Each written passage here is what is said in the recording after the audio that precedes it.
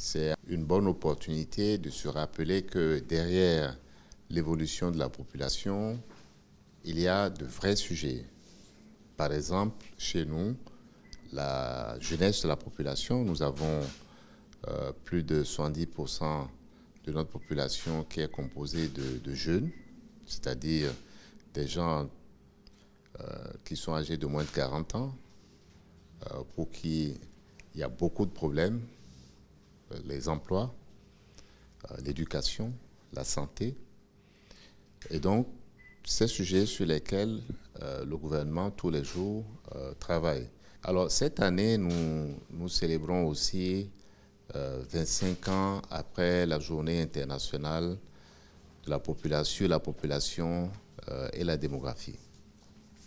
Et donc, c'est là aussi une date symbolique, mais aussi ça nous permet de réfléchir sur le thème principal qui est celui des promesses. Est-ce que les promesses qui ont été faites il y a 25 ans sont tenues?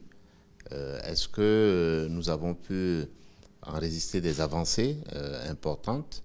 Et bien sûr, qu'est-ce qu'il y a à faire dans les années qui viennent pour profiter justement de l'évolution de la population, pour faire en sorte que cette évolution-là ne soit plus un obstacle pour nous.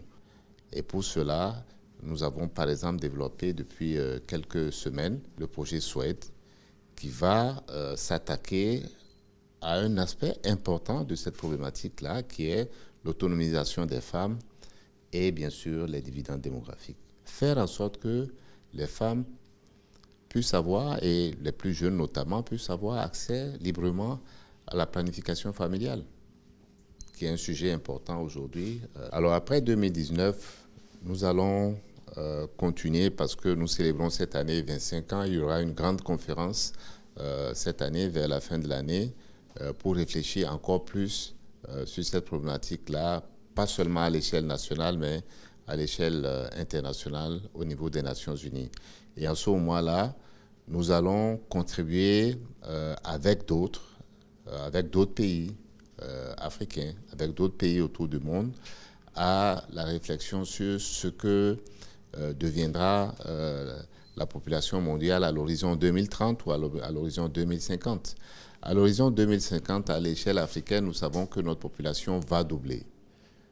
À cet horizon-là, il y aura plus de jeunes en Afrique que partout ailleurs dans le monde. C'est un enjeu majeur. Et que faisons-nous pour être parmi les bénéficiaires de cette évolution? C'est cela aussi qui va être discuté à l'occasion de cette grande conférence à laquelle nous serons tous invités.